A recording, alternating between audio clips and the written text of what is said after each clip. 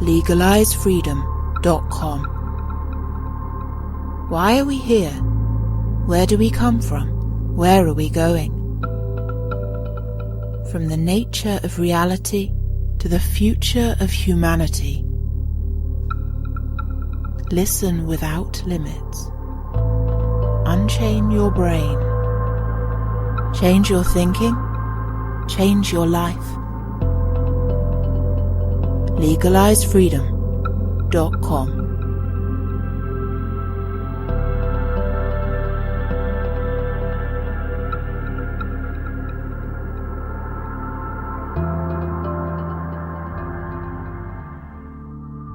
Greetings and welcome once again to legalizefreedom.com. I'm your host Greg Moffat, and my guest today is Jeremy Smith, who joins us to discuss the psychological and spiritual dimensions of the coronavirus crisis. Any attempt to truly understand the COVID-19 pandemic from a purely materialistic standpoint will inevitably fail. The strictly scientific lens through which most of us view our current predicament says nothing about the psycho-spiritual aspects which hold the key to what is really happening. Whatever the origins of the virus, however, the global response to it represents an assault on social fabric, civil liberties, and on consciousness itself. It is just one front of a multifaceted attack on human beings and all life on Earth that we are living through. Is it possible that something much deeper, darker, and more profound than we dare imagine is unfolding? The time when human progress was made possible through the constant refinement of physical forces is already over. In the future, mankind will progress, but only through spiritual development. Are we even capable of learning the lesson that is now being taught? Hello and welcome, Jeremy, and thank you so much for joining us today on legalizefreedom.com. Thank you. Great pleasure to be with you. Now, Jeremy, this is a slightly unusual coming together, you and I talking today, because normally I interview people who've got very obvious media profiles, and usually they're authors. But I discovered your blog because before Christmas, my attention was drawn to a book by a German author, Judith von Halle. Her book, I think the title is The Coronavirus Pandemic Anthroposophical Perspectives. But I was looking for different ways of looking at the crisis we currently find ourselves in. Yes. Because I've done a few shows basically discussing the idea that if we're trying to understand what's happening at the minute with the pandemic and the fallout from that in purely materialist terms, we are going to struggle because so much of it doesn't make any sense. And it was through searching for more information about her book, which I subsequently bought and read, I discovered your blog. And that's why we're here today. Because right. I was wanting to speak to someone about this angle. Now, I mentioned anthroposophy, and that is not the subject of our talk. It just so happens that's where you're coming from in terms of, your outlook on life, life, the universe, and everything. But for anybody who doesn't know anything about it, so this is basically the work of Rudolf Steiner. You don't have to have any grounding whatsoever in any of that to listen to our talk today. It just so happens, I say, that's your perspective, and that's what Judith was in the writing of her book. But before we dive into our discussion, tell people, I'll do this again at the end, but tell people where they can find your blog, and maybe just say a word about your work, just a little bit of a personal bio. Okay, thank you. Well, my blog is called Anthropopper, and just put Anthropopper into Google or any other search engine and Anthropopper will come up. I've been writing it since August 2014, and really I started it because I find anthroposophy gives me a great deal in understanding what it is to be a human being. And I thought this might be of interest to a few other people as well. So the blog is really my opportunity to explore anthroposophy and what it means to me, and to share some of that with other people in the hope that they also might find it helpful. My background is in education. I've worked in education for many years. I now work actually in social care. I'm the care manager of a small residential home for adults with learning disabilities. And that is based on a biodynamic farm, Tablehurst Farm in East Sussex. And Tablehurst Farm was based on anthroposophy because one of the things that Rudolf Steiner brought through in his multifarious activities was a concept known as biodynamics, which I suppose could be briefly described as a kind of superorganics. We can talk more about that later if there's time. But my perspective is someone who believes that as a human being, I'm not just here in my physical body, but I'm also a spiritual being as well. And it's the spiritual side and the physical side that make up the two aspects of what it is to be a human being. Now, when all of this began to unfold, of course, it was towards the end of 2019 when the first rumblings of this virus appeared in China, and then early in 2020 began to make its way around the world. Even in January and February, I remember well, most of us were still blissfully going about our business as if nothing really was going on. We were aware that this thing was happening in China, but we didn't think that what has happened subsequently would ever really be possible. And in March, I remember clearly, it was March the 23rd, I think, or maybe it was lockdown. Yes. Yeah, exactly. And that's really when it hit home, I think, for us here in the UK. And obviously that had been happening at different stages around the world. But in all of this, at what point did you, or was this immediate for you that you began to think, hang on a minute, what's going on here?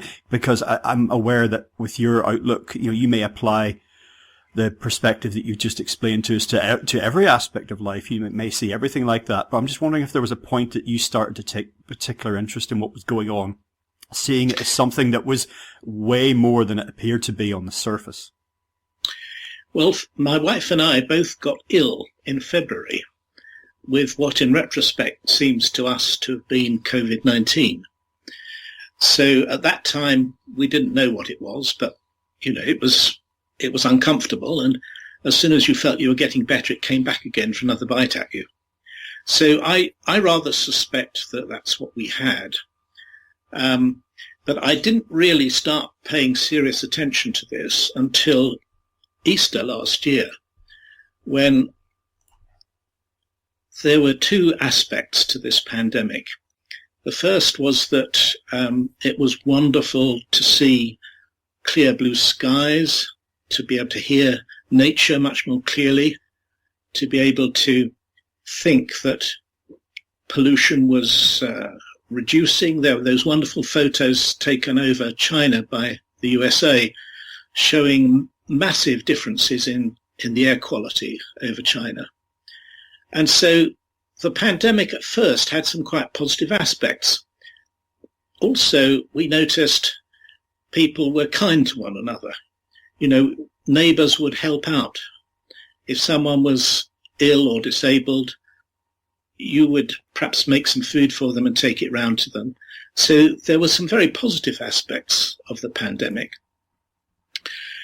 But the other thing I noticed, which was not quite so positive, was that all our civil liberties were taken away from us more or less overnight. And one thing that really struck me at Easter time was that the churches were closed. And so when Jesus Christ said, where two or three are gathered together in my name, there am I also, that couldn't happen. And I thought to myself, now what kind of interests would find it to their own advantage for such a situation to develop?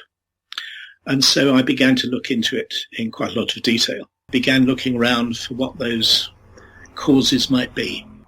The bottom line here, the background to this, which is one that has, I mentioned to you off air that I'd done a series of shows dealing with the psycho-spiritual, let's call it that, dimensions of this crisis.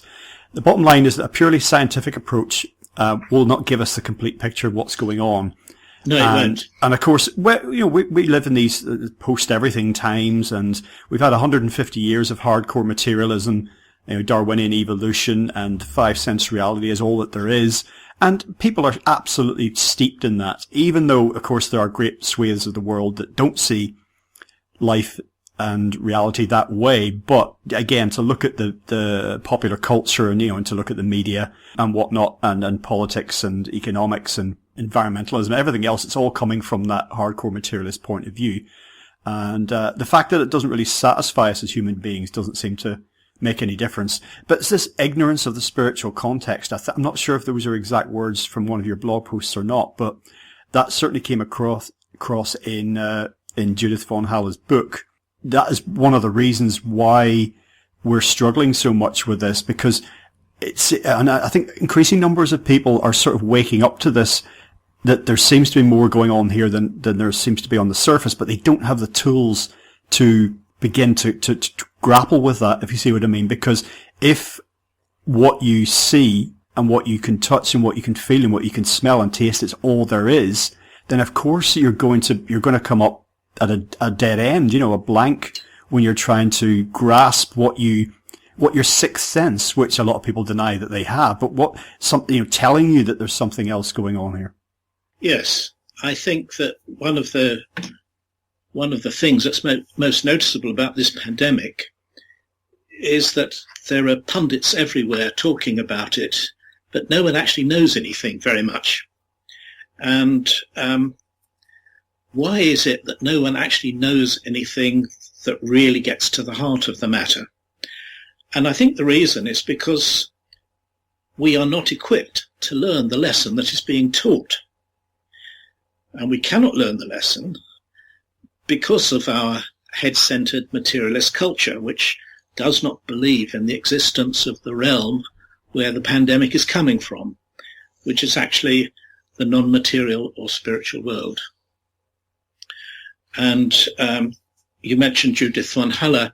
She has a particular ability to do what one might call spiritual scientific research. And there are very few people who have so developed their intuitive faculties that they can do that kind of work.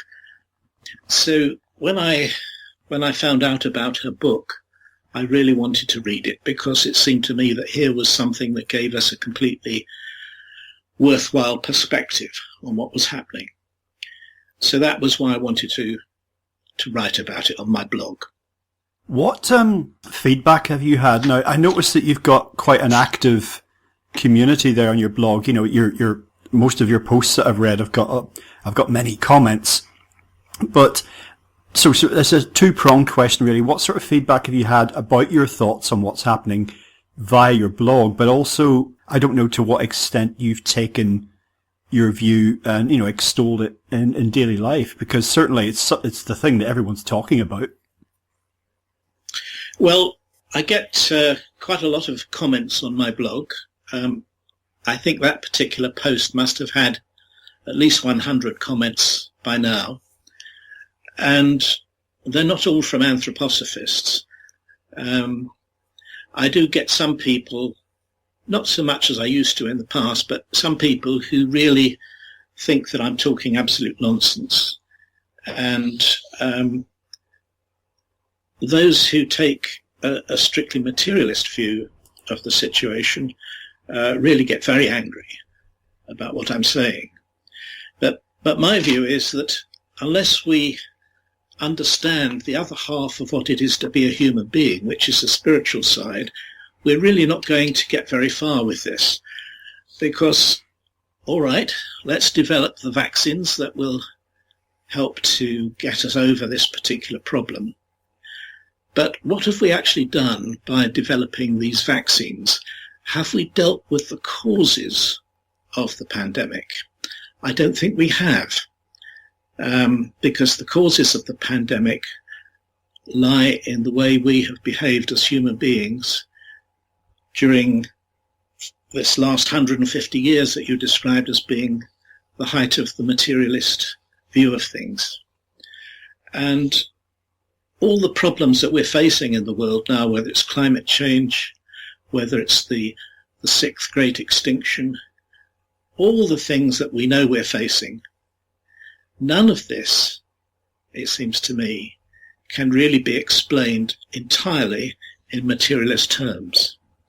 So what I think we're dealing with is the result of collective human karma. So that's a concept that some people will find complete nonsense, I understand. Yes, and there's certainly been, in the absence of real insight, there has been certainly a lot of noise around all of this, hasn't there? I mean, I made a decision, actually, I remember when it was the 17th of March, St. Patrick's Day by coincidence, and I could see what was coming in terms of media coverage of this, and prior to that, I had been someone who paid attention to mainstream media because I felt that as much as I was critical of it and its limitations and its distortion and its use as basically a propaganda arm, I wanted to know and keep up with what people that I would encounter in daily life were being told. You know, so I would say, oh yeah, I'm aware of what the BBC, for example, has been reporting this week. So therefore I'm aware of what you, not you personally, but, you know, anybody I might talk to, what that's probably been exposed to. So therefore, if someone I spoke to mentioned something that happened in the media, I'd say, yeah, I heard about that. So, but again, I could see the direction of travel, and there's always a rush to judgment and a rush to premature action when it comes to this sort of crisis, but it's been off the charts extraordinary in response to the pandemic. And I, like, as you did, we lived through 9/11, and that was one of the biggest, you know, like, world-changing events that anybody alive today will ever have experienced. But the media response to what's been going on has been, let's just say, it's caught my attention, even though, again, I stopped paying very close attention to it.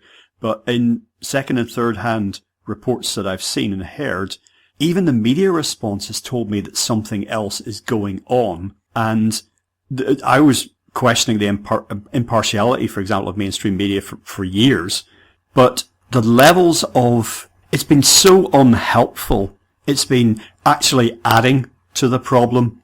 In terms of the psychological impact on people, I cannot even imagine what it must be like to be, and there are millions of people doing this, someone who tunes into media first thing in the morning to find out what the latest episode in this disaster is and goes to bed having just done the same thing. I can't imagine what that must be like. The assault on the senses, on the emotions, on the intellect. I can't even comprehend how anyone could live like that.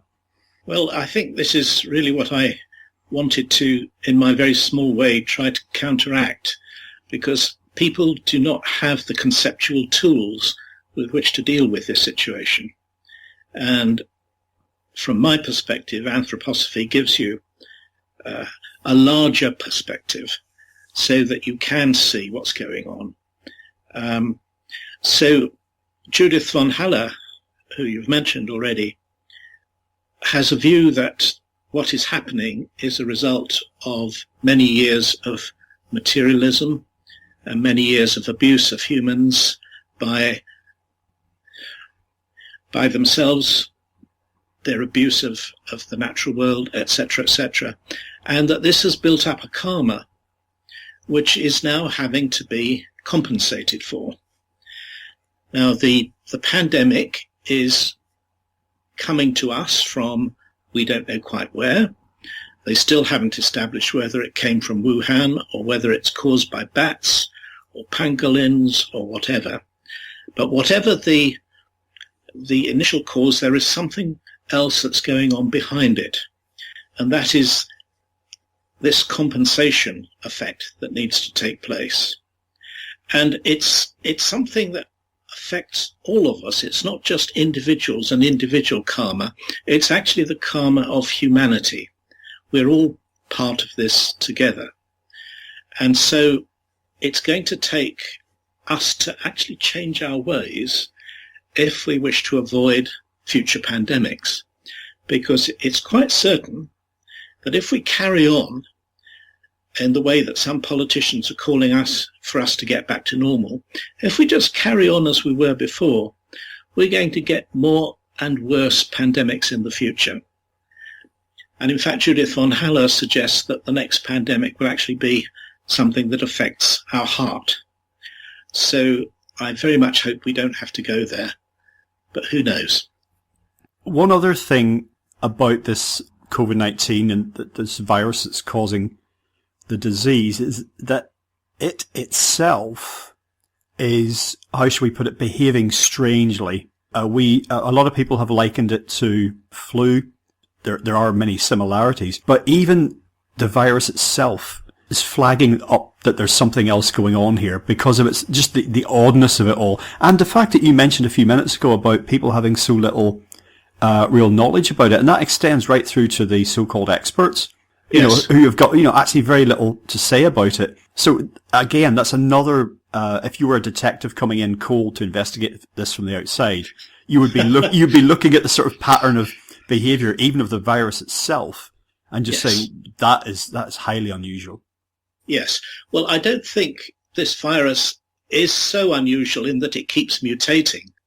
I mean, we see the flu virus mutating every year, which is why I always think the flu vaccine is pretty pointless, because unless the doctors have guessed which mutant strain of flu is going to come round next winter correctly, they will be injecting for something that is no use for the strain that actually does emerge.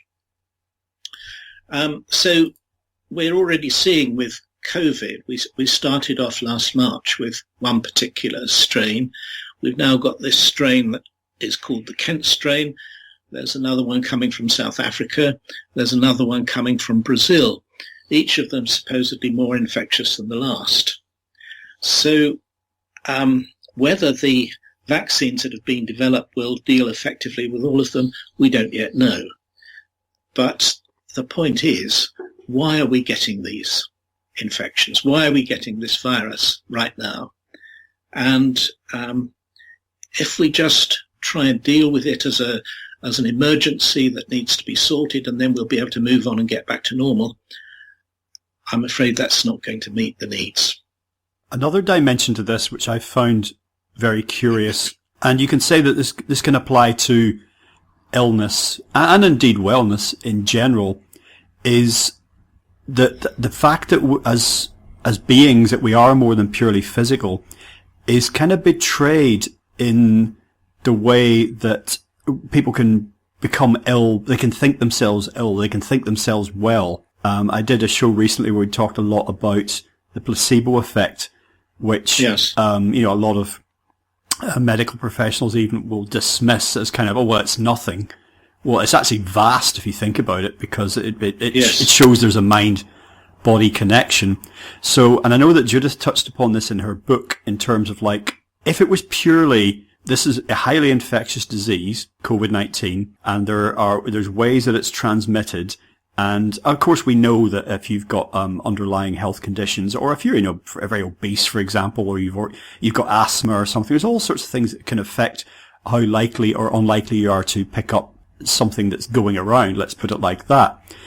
But she really gets into the question, which is very uncomfortable for a lot of people, as to why some people appear to be. I mean, some people are just going about their daily lives. Bang, they're struck down by this, as other people are by flu and cancer and heart disease, yes, and there may not be obvious lifestyle factors that are at play. But with COVID-19, yet again, there's another pattern that's erratic, and it seems to be suggesting something else, because it seems to be, to me anyway, a dimension at play that's not purely, again, on the physical plane in terms of people falling ill, people not falling ill, because some people seem to be extremely susceptible. There are other people blazing a trail through all of this who appear to be completely impervious to it. So, yeah, it's just another piece of evidence that a detective would say, that's odd. Well, it is odd, and I find it very difficult to understand why there are so many different conspiracy theories going on, because it's actually so unhelpful to have all these conspiracy theories, and the kind of information that is propagated. I've recently been sent, as I'm sure you have, all kinds of links to YouTube videos, none of which I find particularly helpful, and many of which are counteracted by other people who say, yes, but such and such a view is being propagated by the far right, etc., etc. You get all this kind of thing going on. And to me, it's actually quite a simple situation. Humanity has built up bad karma for itself. Humanity is now having to compensate for that karma. And in Rudolf Steiner's particular way of looking at things, it's not just through pandemics that this karmic redistribution is dealt with. We also see violent weather events, earthquakes, volcanoes, that kind of thing. These are also linked with what is happening in human consciousness. So for me, it's the primacy of human consciousness which really is the key to what's going on. And until humans start to recognize that, I don't think we're going to find any long-term solutions. No, I don't know if you're aware of a book. Again, I might be one or two words wrong in the title. Basically, it's The Individual and the Nature of Mass Events. This is a book that came out in 1979 and was put together in a couple of years prior to that. But that's something, again, that was drawn to my attention. I've been reading that, and it's extremely interesting. The first couple of chapters deal with, in the book they refer to epidemics, but of course, we have a pandemic on our hands now. But it's very, very interesting. If you haven't read it, and if listeners haven't seen it, I'd recommend that people take a look at it. I've not read it, and I would love to. That sounds really interesting. The book is apparently channeled, and it's part of a series of books. The entity that the lady Jane, whatever her second name is channeled as the entity called Seth. That's the name she gives. Yes. Yeah, so it's a part of a series of books. And a lot of people, of course, will dismiss it for that reason. I'm only mentioning this for informational purposes. If people are trying to find the book. The bottom line is, forget the fact that it's supposedly channeled. That doesn't matter. It's what do the words on the page say? And one of the most interesting things that I gleaned from those first couple of chapters was the idea that in an pandemic, that there's a certain portion of humanity that want to die. Now, just sounds, I can imagine people recoiling just at those very words. What the book is trying to say is that basically no human soul ever just dies, that every incarnation reaches a point when it's time to go, whether, consciously or unconsciously. And say in the book, the question is tackled as, if you have some kind of mass situation like this, they also address natural disasters. You mentioned, earthquakes and volcanoes and whatnot, tsunamis, all of that. Mapping that onto today, this book would basically say at some point when so many people have reached a point, again, maybe unconsciously, where they don't want to go on anymore, because what point have we reached? And you've alluded to this several times in terms of our existence here. What level of meaninglessness and hopelessness and pointlessness have we reached, where a lot of people at some level in their psyche have gone, I just don't want to do this anymore? Yes. Well, that's obviously a real factor. In Steiner and his Anthroposophy, there is a concept which I have found very useful, which is the nature of evil. And Steiner talks about two polarities of evil. He doesn't just say things are good or bad. He talks about a duality with what he calls Lucifer on one side and Ahriman on the other. And Christ is in the middle, holding the balance between these two polarities. And it's always the return to the middle where you have the the safe place of balance, the place that is where you can really deal with these two dualities. So at the moment in this world, we're dealing with climate change, war, extinction of species, genocide, materialism, racism, human degradation, pollution, terrorism, the polarization of society, the undermining of democracy, fake news, post-truth. It goes on and on and on. We've reached a situation where we have to change because this cannot continue. We are poisoning all aspects of our life and our being. So I think that's really what the pandemic is about, that we now have to change direction. We have to change our ways of being. And ideally, we have to change and enlarge our understanding of why this is so bad for us and why it doesn't fit in with how humans are supposed to be evolving. So Steiner has these two aspects that he calls Lucifer and Ahriman. He also thinks of them not just as aspects of evil, but as actual beings.